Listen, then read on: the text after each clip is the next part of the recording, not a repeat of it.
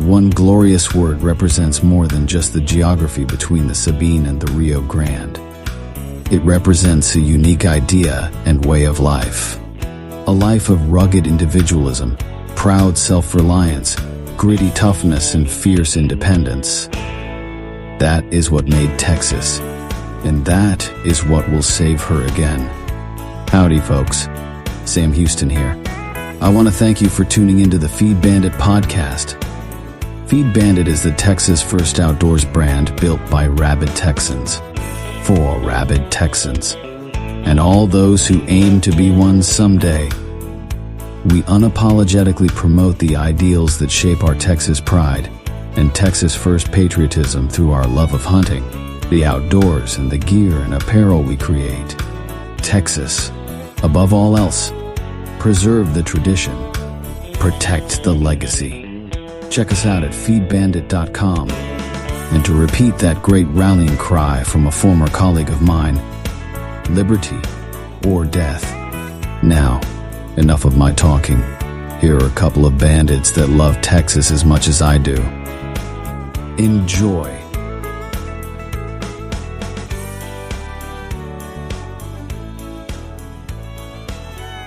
Howdy, friend. Welcome back to the Feed Bandit podcast. Jimmy back with you. And on this one, I'm going to start a new series because you can't have enough of those. And this one's going to be us taking a tour around the state and learning all about each of the counties in the state. I thought this would be interesting to get some history and learn about some counties that you've maybe never heard of, or even ones that you know of, especially the one you live in, but you maybe don't know much about where it came from or why it got its name, things of that nature. So Texas has 254 counties. Some are big, some are small, some have a ton of people, some have very little people. So it'll be very interesting to learn all about these. And so I thought in starting out this series, we'll start with my hometown county, Comal County. This is Comal's where I live, where my kids are growing up. We love it out here. We are outside of the city limits of New Braunfels, but we spend most of our time in New Braunfels. So, what I thought I'd do is read a little blurb about the county itself, and then read about a couple of things that are near and dear to the folks that live here. Many folks that come here to visit, places you can have a really good time. So let's start out with that. Comal County. Comal County is located in south central Texas on the divide between the Blackland Prairies and the Balcones Escarpment.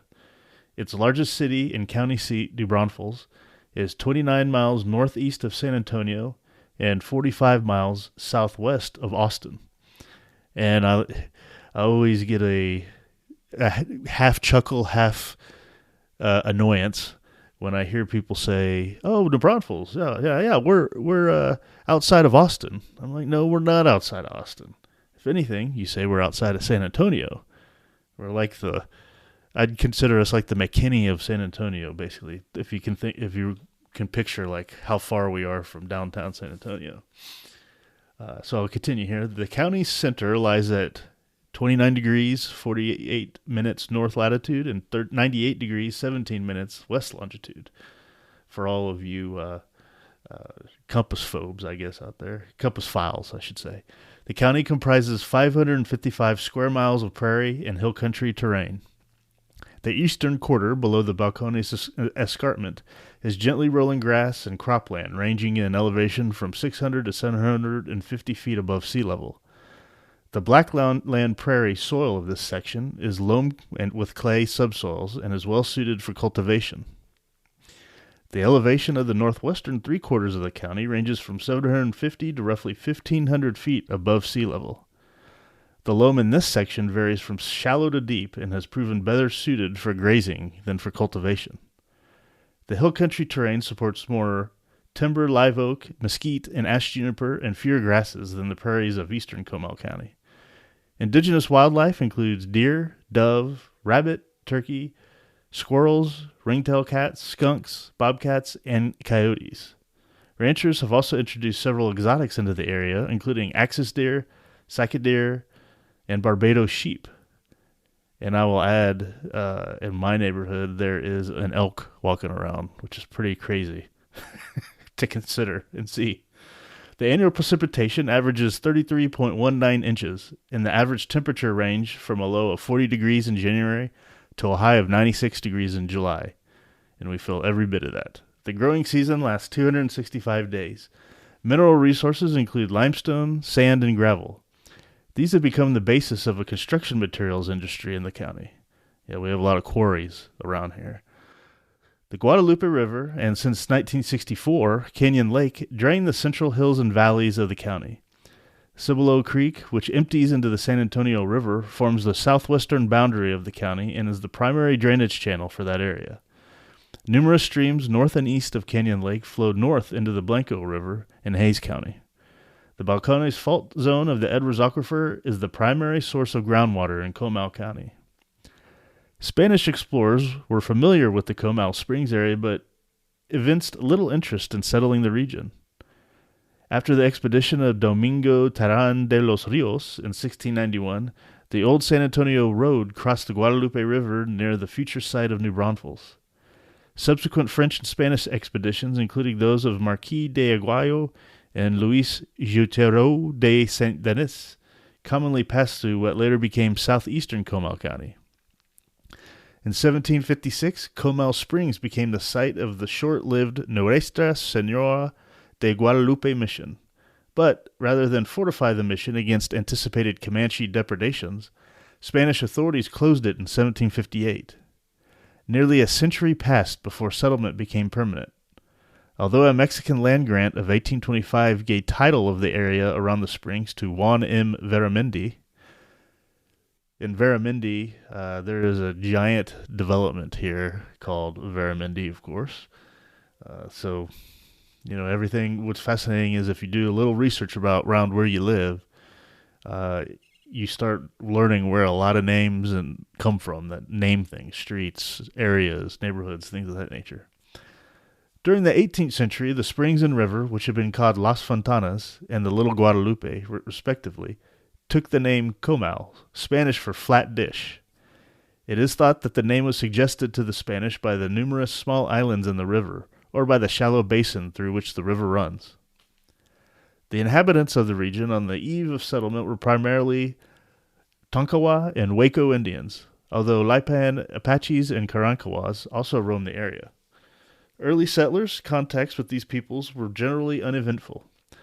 Nomadic Wacos, who were camped at the springs north of New Braunfels, moved their camp west within a year of the founding of the settlement, and a village of some 500 Tonkawas on the Guadalupe River above New Braunfels initially welcomed German visitors. Notwithstanding the rapid influx of settlers in the 1840s and 1850s and isolated incidents of violence, county fathers and Indian leaders generally maintained peaceful relations. Permanent settlement of the county began in 1845 when Prince Karl of Solms, New Braunfels, secured title to 1,265 acres of the Veramendi Grant, including the Comal Springs and River, for the Adelseveren. I just butchered that probably. In succeeding years, thousands of Germans and Americans were attracted to the rich farm and ranch land around New Braunfels. Settlement progressed rapidly. In March 1846, the Texas legislature formed Comal County from the 8th Precinct of Bexar County and made New Braunfels the county seat.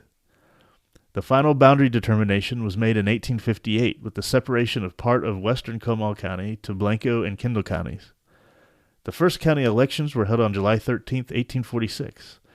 It is estimated that in 1850, New Braunfels was the fourth largest city in Texas.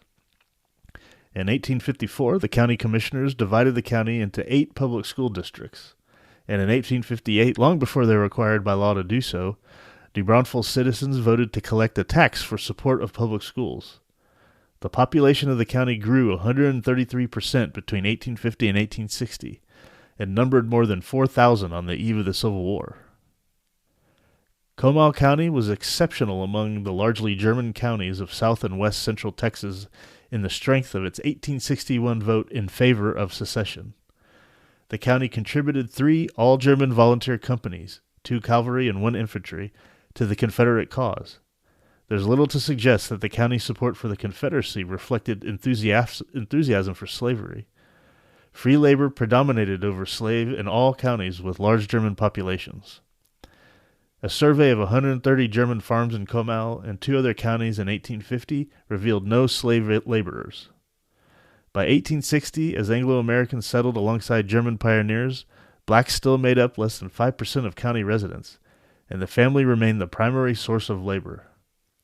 Comal County residents seem to have embraced the Southern cause because of their support of the larger cause of states' rights. Well, yes, they did not like being invaded by a foreign imperial power and trying to be conquered by it. Makes total sense to me. But there is no record in the county of the violence between Unionists and Confederates that broke out in German counties to the northwest. From the early years of its settlement, Comal County supported diversified farming and ranching industries. Corn was almost universally cultivated by pioneers and quickly became a staple both of the German diet and of the local economy as a cash crop. It declined in importance relative to other crops and to livestock, however, during and after the Civil War. I almost said it. It's not a civil war. It was a war for Southern independence, or a war to maintain Southern independence, or stated another way, war of Northern aggression, because that's what happened. During and after the War of Northern Aggression, as county ranchers and farmers began to produce commercially important amounts of cotton, wheat, oats, wool, dairy products, and beef. As farming and ranching spread beyond the environs of New Braunfels into the hill country, the county seat developed as an important supply and processing center for the products of the expanding agricultural frontier. Many immigrants brought manufacturing experience and commercial acumen to their new home and applied these skills to the products of local agriculture. Comal County never developed as a major cotton-producing area, but the crop played an important role in the local economy. Production rose from 1,220 bales in 1860 to a peak of more than 16,000 bales in 1900. Perhaps more significant, however, was early interest in cotton processing. The first cotton gin in the county was built in the mid-1850s, and by 1885 there were 20. During the War of Northern Aggression, John F. Torrey imported machinery and looms to manufacture cotton textiles and laid the foundation of the Comal County cotton industry of the 20th century. At almost the same time, another New Braunfels industrialist, George Weber, established the first cottonseed press in the state. Local businessmen also moved rapidly from sheep herding to woolen textiles.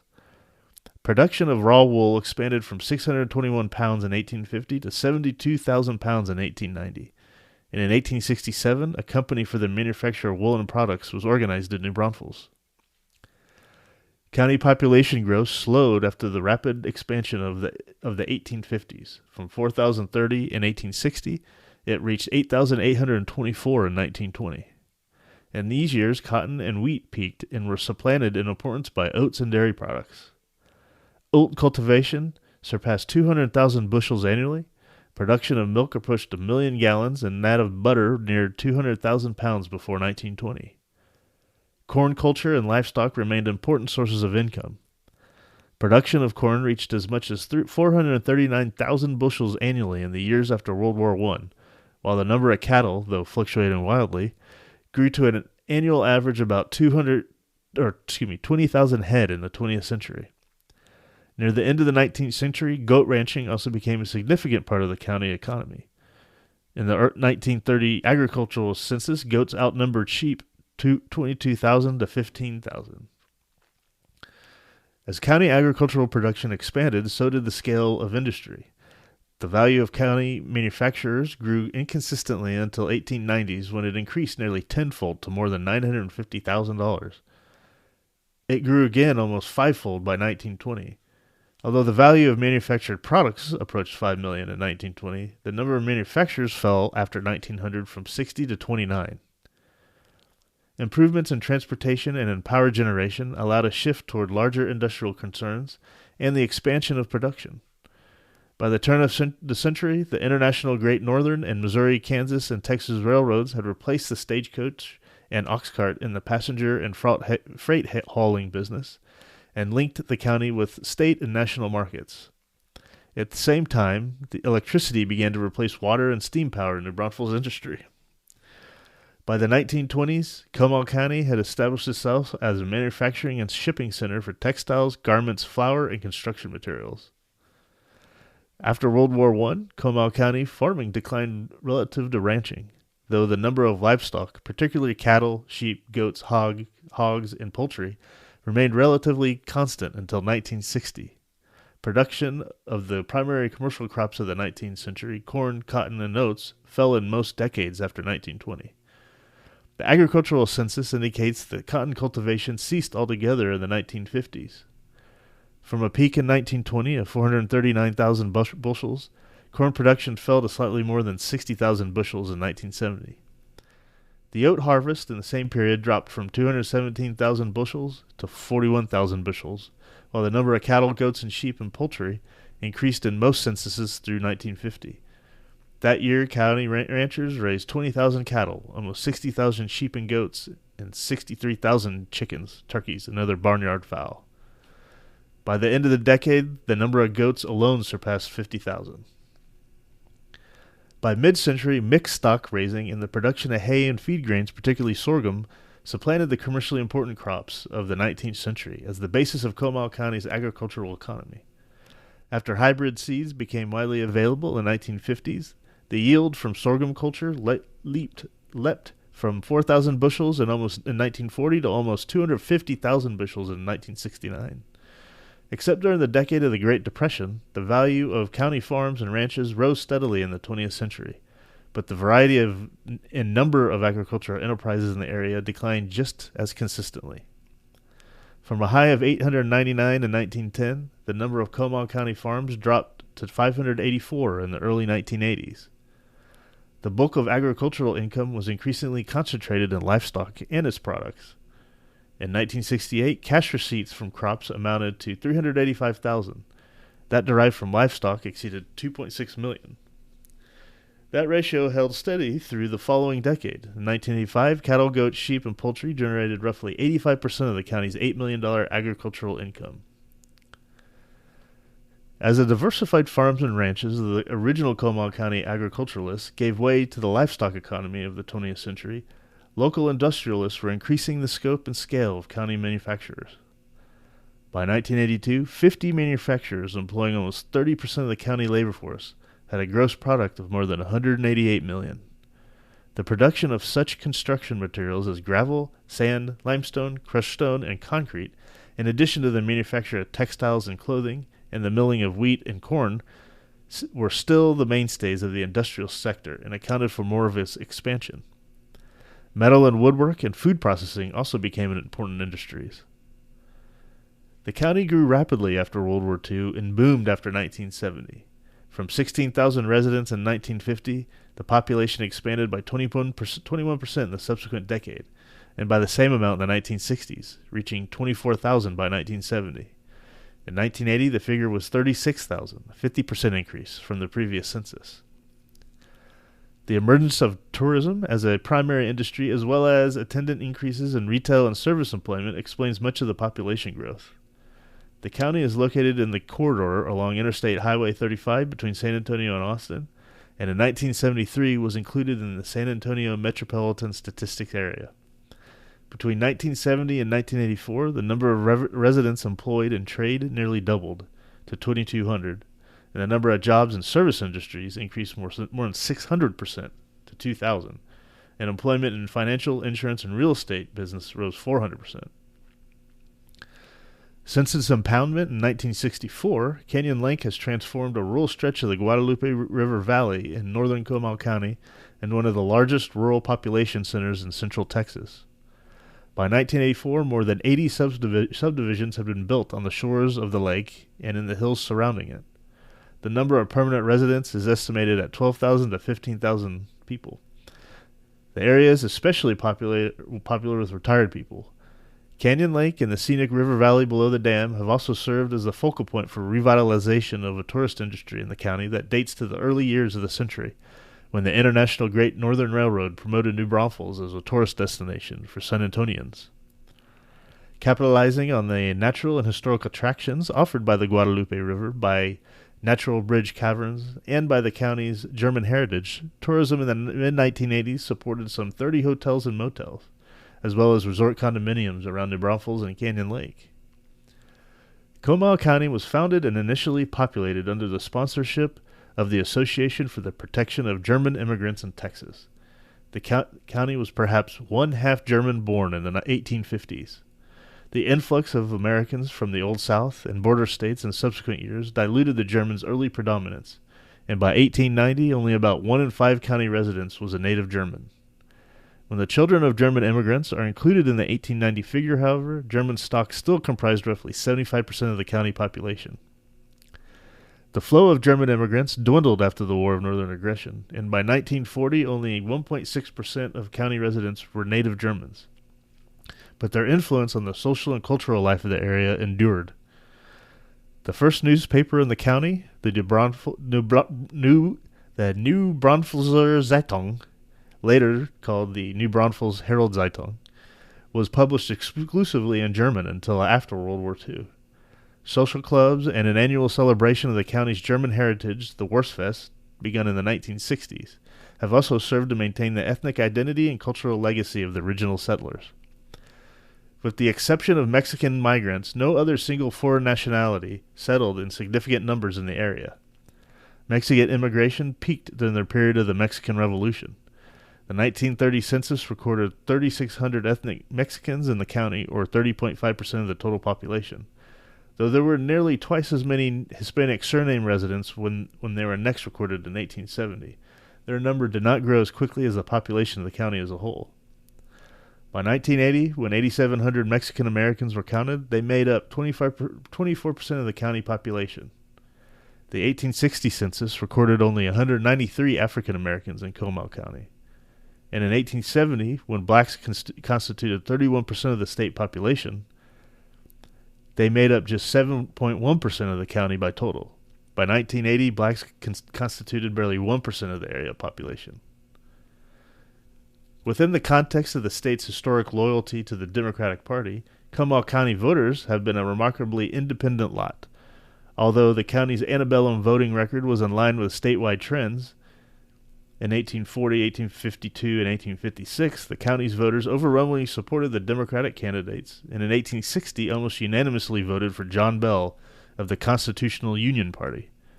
It voted Democratic in the first post-war Northern Aggression presidential vote in Texas, but produced solid Republican majorities in the next 3 elections. Well, that's because it held down the Democratic vote here, and they weren't allowed to vote. It voted Democratic in 1888 and 1892, it supported the Democratic candidate post-Reconstruction, of course, but in 1896, Republican William McKinley won most of the county's votes. County voters gave majorities to the Democratic candidates in every election from 1900 through 1916, but by the 1920s, county voters must have felt disowned by both major parties.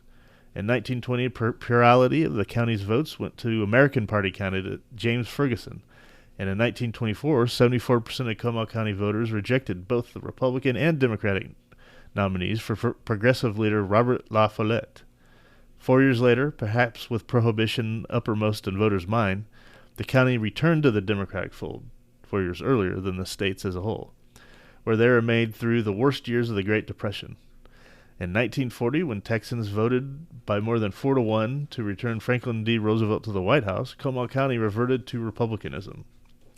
From 1940 through 2004, it has voted Democratic in only one presidential election, and that is for the crook Lyndon B. Johnson in 1964. The influx of new residents, as well as the expansion and transformation of the job market after 1970, dramatically improved the average educational level of citizens. In 1950, just 20% of the population over the age of 25 had completed high school. Steady improvement before 1970 raised that figure to 35%. In 1980, 60% of residents over 25 were high school graduates. The shift from an agricultural economy to one based on industry and tourism is reflected in the proportional growth in New Braunfels. In 1990, the city's 2,000 people made up less than 30% of the county's residents. In the 1990s, 27,000 inhabitants were more than half of the county's population of 51,000. The U.S. Census counted 124,000 people living in Comal County in 2014. About 69% were Anglo, 62% were, or 26% were Hispanic, and 2% were African American. Let's see, and so right now in the 2020 census, there's about, 202,000 people in the county. So wow, I mean it's grown significantly since 2014, or was I'm sorry, 2014. So in 6 years, about 75,000 people, unbelievable, has moved here. Of course, me and my family being 4 of those people. And by 2014, the population in New Braunfels was 64,000 people. And then they mentioned some tourist attractions, of course, include Green Historic Area, Green Hall, and all that stuff, which is very fun. You can go tubing on the Guadalupe River. You can go tubing on the Comal River. You can go fishing in both, of course, or just sit in the water on any day. It's a beautiful place to be. And then, of course, the Schlitterbahn water park. Let's see here. What is the population of? What's the population of New Braunfels? Let's see, as of the 2020 census. Well, that would say. I'm sorry. So the last time they did it was 2024, 111,000. So, good Lord, I mean, it's gone from 64 to 111,000 in 10 years. I mean, this place is just blown up. And now we have a water problem. Go figure, because we're in the middle of one of the worst droughts in recorded history here. So if you are listening to this and you're watering your lawn and you're under the no outdoor watering, don't be an a-hole. Turn off your water. Save, conserve. It's more important for us than for the grass. It just rubs me the wrong way when I'm walking around early in the morning and I see people watering their lawn when we're under a no outdoor watering ban. So, but again, that's neither here nor there. Let's see here, real quick. Okay, real quick. Of course, I need to talk a little bit about the 2 main things that we have here in Comal County, and that's the Guadalupe River and the Comal River. So I just want to talk a little bit about those. Guadalupe River rises in 2 forks in western Kerr County.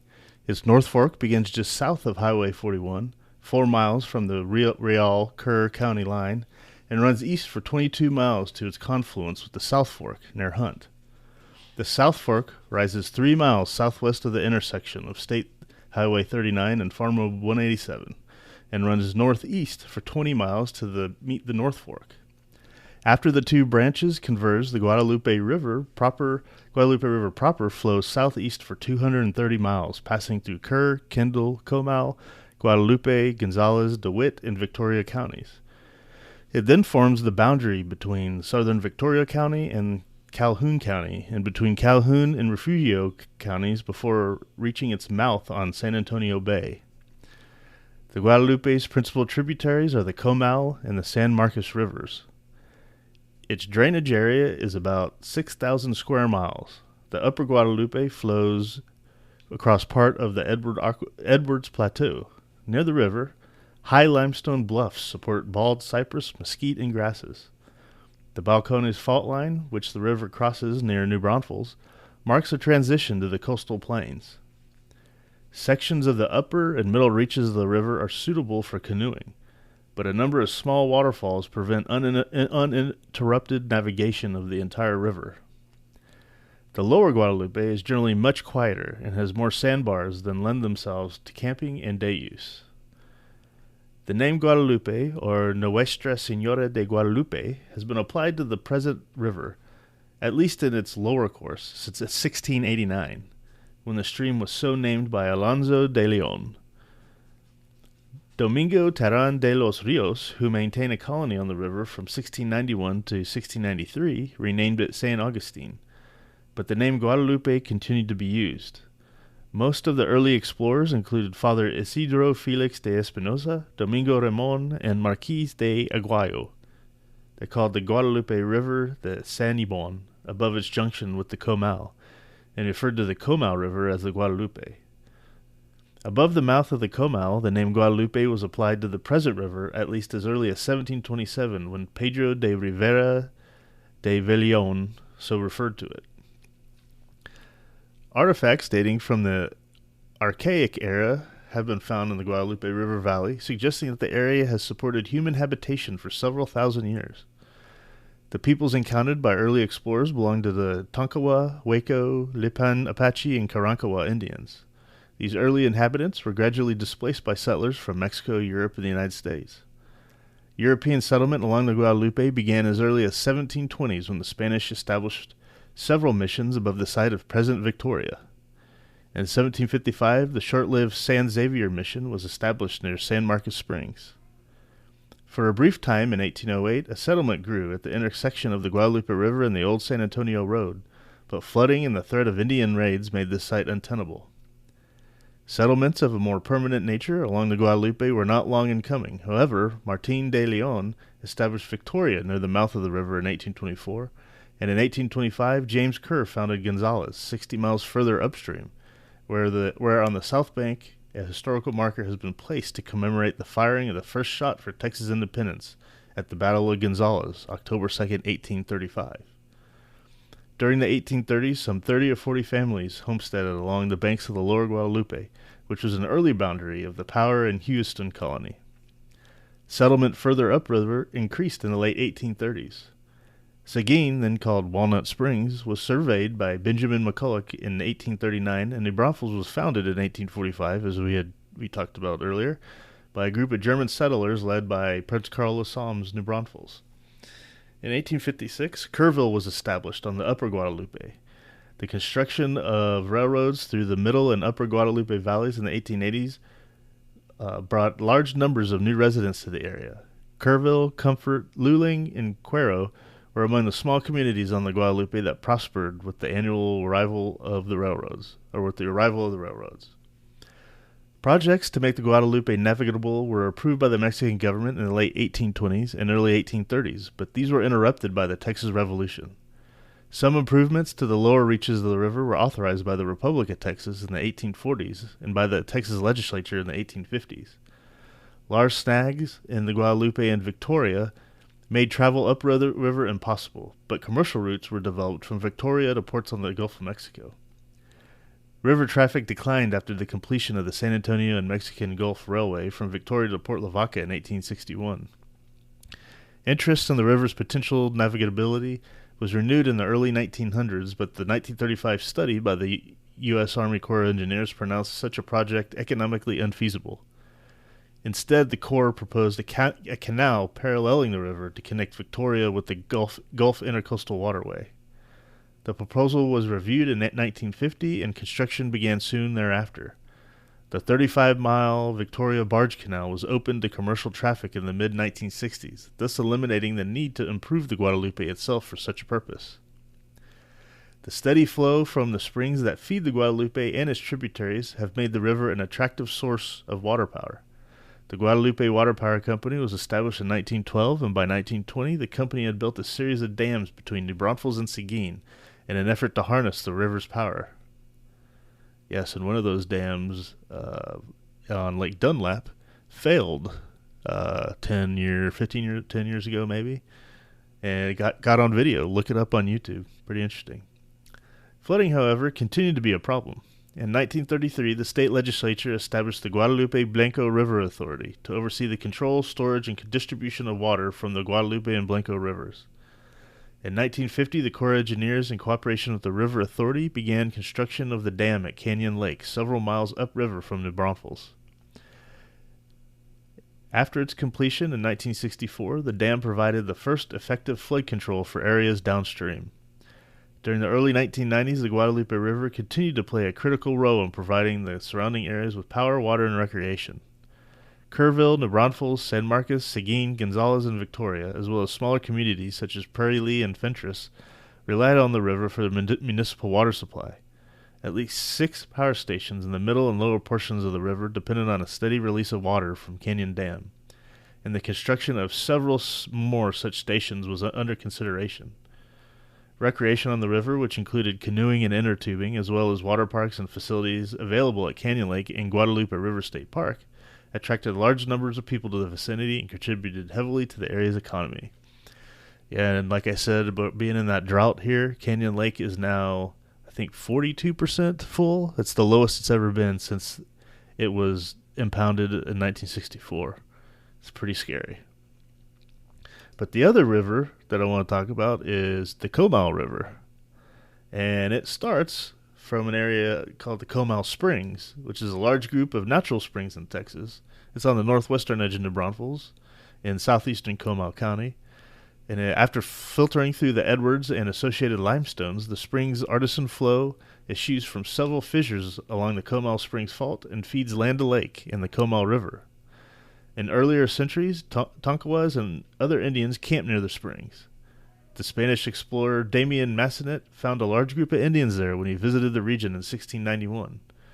From 1756 to 1758, the springs were the site of a Spanish mission, Nuestra Señora de Guadalupe, and in 1845, as we mentioned before, German settlers came to the area, and they called it Las Ventanas. The springs powered grist and sawmills in the 1860s and a hydroelectric plant for New Braunfels from 1890 to 1950s. There is there's a grist mill there, or a sawmill, I can't remember which one it was, there at the chute near Common Street, San Antonio, downtown New Braunfels. There's also one by Faust Street Bridge, a big warehouse, which incidentally, I was watching, catching up on, I like The Walking Dead as a show, and I was watching the Fear the Walking Dead, and at the end of one of the seasons, they filmed there at that warehouse there by the Faust Bridge, and it's pretty cool, pretty interesting to see. I don't know, season 3 or 4, something like that. Both Land O'Lake and Comal River continue to be popular recreation areas, of course. And the Comal terminates into the Guadalupe. So the Comal River, it's said to be the shortest river in the United States. That's pretty cool. And it flows for only 3 miles to the mouth on the Guadalupe, to its mouth on the Guadalupe River, which is still within New Braunfels. It has a number of small islands in its upper reaches, and its course crosses an area of the Balcones Escarpment characterized by low relief surfaces and moderately deep to deep sandy and clay loam soils that support live oak and ash juniper woods. Most of the land around the river has been developed by the city of New Braunfels or has been converted to cropland. The Comal was called the Guadalupe by some early Spanish explorers, 2 of whom, Domingo Ramon and the Marquis de San Miguel de Aguayo, knew the river in its lower regions. The name Guadalupe was still used as late as 1727, but after Pedro de Rivera de Villon identified the longer stream as the Guadalupe, the shorter was given the name Comal. As we learned previous, that's Spanish for flat dish. The abundant and reliable flow of the Comal provided power for early industry. We talked about that. And much of the property along the banks was converted to municipal parkland, including Landa Park and Prince Salms Park. Now, what's scary right now is I'm hearing rumors because of the drought that the Comal is running as very low, and they're going to maybe close the chute. And that's going to be a crazy situation when that happens. We need rain like you wouldn't believe. We need, I hate to say it, but some sort of giant weather pattern, maybe a tropical storm or something, to come up here from the Gulf this year and settle in above the hill country here between Kerrville and New Braunfels, fill Canyon Lake, and recharge the aquifers. I can't imagine the amount of rain that it would take to do that. But it's happened in the past. It's crazy how the stories about how much drought there was, and then it fills up, and then the river gets 25 feet high. I mean, it's pretty crazy. So, unfortunately, that's what's needed to totally break the drought. It'd be nice if it was just steady, steady enough to where everything could be absorbed, but that's not how Mother Nature works. She's going to probably give us some sort of tropical storm that'll just sit there. And, of course, we'll have to deal with massive floods, and we'll all of a sudden forget what it was like to not have to deal with that. But that right there, my friends, is the history of Comal County and a couple of its biggest attractions, the Guadalupe River and the Comal River. I would be surprised if a lot of you folks listening to this have not been here. I'm sure a lot of you have floated the river with your buddies back in the day or recently. It's always fun to do. It's a blast to do, and it's a great river to go fishing in. So I highly recommend, if you've never been down here, to come to New Braunfels, and check out everything to do here. Go to Green Hall, catch a concert, float the rivers, one of them at least. Check out the city. It's a really cool town. We'd love to have you, and come down and see for what it has to offer. If you want to go camp at a state park, Guadalupe River State Park is a great park to go to. It's really, really cool, really nice. Beautiful views. And then, of course, Canyon Lake. It's amazing, the hills around Canyon Lake. And that's about, 3 miles as the crow flies from where I live. And it's just amazing to drive around there. Very cool, very cool. So hopefully soon we get to fill that sucker back up. But yeah, with that, this is the first of the county series. We have 253 more of these to go. So hopefully that it was of interest to you. I'm excited to learn about a lot of the other counties in Texas that I don't really know anything about.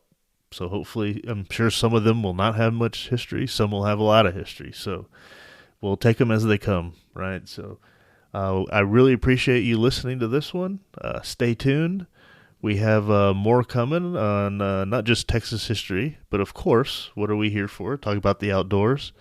We'll be talking about some hunting we've done recently, and we'll start getting into the off-season talk, because we're about to hit, we're getting into May now. We're about to hit the summer and whatnot, and, it's about time to start maybe preparing for dove and whitetail season, deer season coming up in, a few short months. This will be very long until we get there because I can't wait, but still, you got to look at the positive, right, for a few short months. But that doesn't mean there's nothing to do out on your land.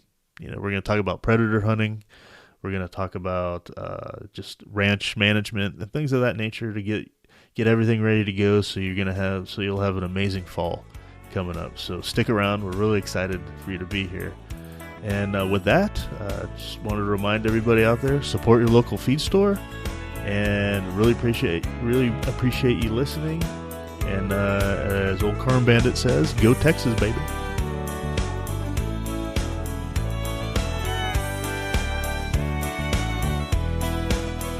Well, I hope the Bandits gave you an interesting episode that either entertained or educated you.